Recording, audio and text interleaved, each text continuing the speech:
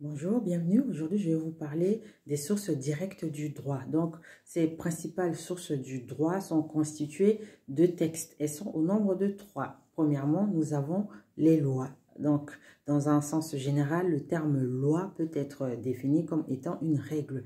Mais juridiquement, la loi est un texte qui émane d'un organe législatif. La Constitution distingue plusieurs sortes de lois. La loi référendaire, donc c'est celle qui est votée par le peuple. Elle est prévue par l'article 3 de la Constitution. Ensuite, nous avons la loi organique, donc qui précise ou complète la Constitution. La loi organique fixe les modalités de fonctionnement et d'organisation des pouvoirs publics dans des domaines limités énumérés par la Constitution. Elle obéit à une procédure bien particulière. Nous avons ensuite la loi constitutionnelle, donc c'est celle qui révise ou modifie la Constitution. Elle est votée soit directement par le peuple, soit par le Congrès, qui est la réunion de l'Assemblée nationale et du Sénat, qui constituent les deux chambres du Parlement. Et enfin, nous avons la loi parlementaire ou ordinaire. Donc, elle concerne les matières qui ne peuvent être fixées que par la loi. C'est le cas, par exemple, des droits civiques ou alors des garanties fondamentales accordées aux citoyens dans l'exercice de leur liberté publique. Mais la loi parlementaire peut aussi concerner les matières dans lesquelles la loi doit seulement fixer les principes fondamentaux et les modalités pouvant être faites par décret. C'est le cas, par exemple, de l'Organisation générale de la défense nationale.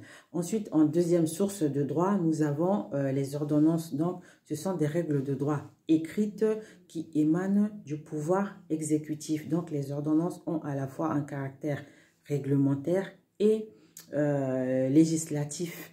Et enfin, en troisième source de droit, nous avons les règlements. Donc, l'article 37 de la Constitution précise que les matières autres que celles du domaine de la loi ont un caractère réglementaire. Donc, parmi les règlements, on peut citer les décrets autonomes qui comprennent à la fois les décrets simples, les décrets pris en Conseil des ministres et ceux pris après avis du Conseil d'État.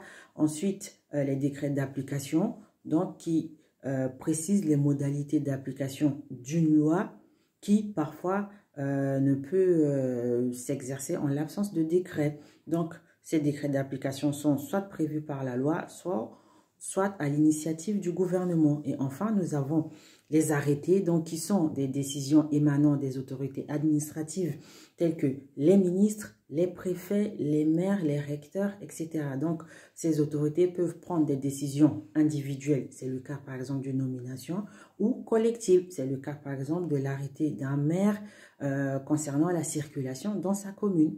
Voilà, c'était tout pour aujourd'hui. Si vous avez des questions, n'hésitez pas à visiter notre page ou à nous contacter par mail à contact.panavicls@gmail.com ou sur WhatsApp au 07 52 03 48 43. Voilà, c'était tout pour aujourd'hui. À bientôt.